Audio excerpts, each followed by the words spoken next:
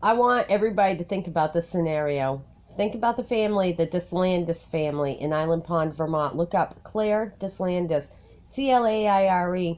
You're going to find out that he's been busted, drug raided, all kinds of stuff. That whole family has.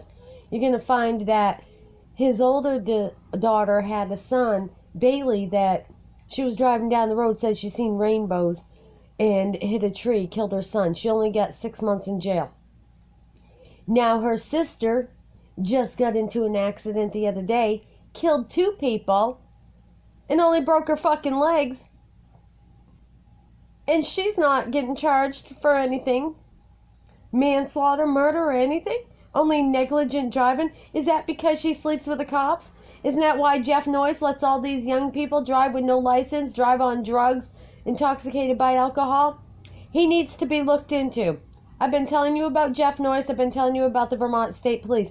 Jeffrey Noyce is the one-man band sheriff in Island Pond. If he was doing his fucking job, these kids wouldn't be out on drugs and they wouldn't be out drinking. There would be no heroin, no drugs in the town of Island Pond. Now you've got the FBI, you've got the CIA, you've got little Joe Boy fucking Jeff Noyce, you've got Essex County, and you've got Vermont State Police. Why is there so many drugs in the town? There's only 800 population, if that.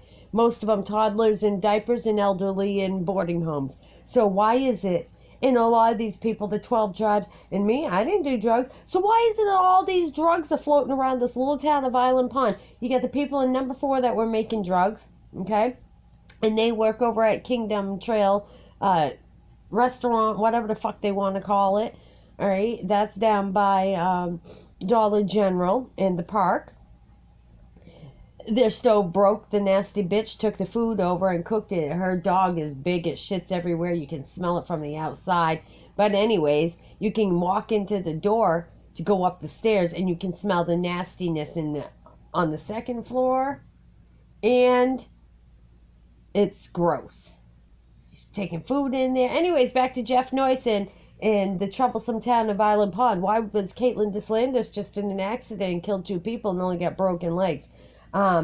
That must mean she was able to maneuver somehow. Her body was relaxed. Was she on Northeast Kingdom silly pills? What was she on? So then you got my own niece, Tamika, that gets away with drinking and driving all the time. And I know that she was on the Suboxone or Methadone clinic. I'm not sure the difference between the two, but I know she was on one of those programs. And she was taking her friends. And she had no license. She was under the influence, but because she had text messages from Jeff Noyce on her phone that she showed me, where Jeff Noyce was petitioning and soliciting sex to her, why? Because his fat wife was on some kind of fucking cancer treatment, and his daughter's too old. She'll talk now. She turned into a state trooper to protect herself, probably because her daddy used to abuse her sexually. I'm just saying. But all these kids in Island Pond that grew up being able to drink and drug because, you see, Amy LeClaire, she used to be Amy Vasari, used to buy their alcohol, and they'd all hang out over by, over by where they still do, Hillside Acres, drinking and drugging. That's nothing but a drinking and drugging epidemic up there. Nobody else can get real living situation or be comfortable in that town because it's filled with fucking thugs and drugs. And who's in charge of it? You see, there's cameras from one end of town to the other, and town's only like, what, 1.5 miles population? Everybody's got cameras, so why aren't any of these transactions of drugs and drink and alcohol? Who's responsible for allowing that girl to get behind the wheel and kill 2 other people? Who's responsible? Vincent Aluzzi? Jeffrey Noyce?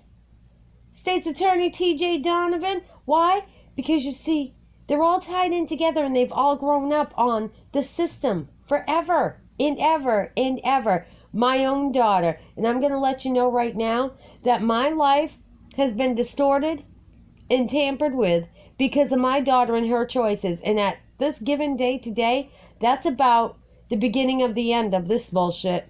Because anything, I'm giving my daughter the chance to come forward and tell the whole truth and nothing but the truth, so help her fucking God.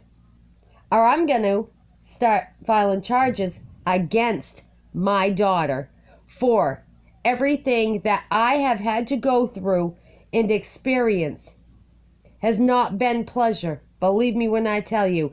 And it's because of her choices. Now, being almost 30 years old, I'm giving her her choice. She can either fess up and start being a better person and apologize to me for everything that I've gone through, everything I've lost, and the life of mine that's been destroyed and nearly fucking taken because of her decisions and actions. And I put that out here because my daughter's no better than anybody else's. But God damn it, in the long run, before I die, I want to know that my daughter became somebody. How about you? Don't you want to know that your kids come above the bullshit? And stop acting out, stop being idiots, stop drinking and driving and drugging and thugging?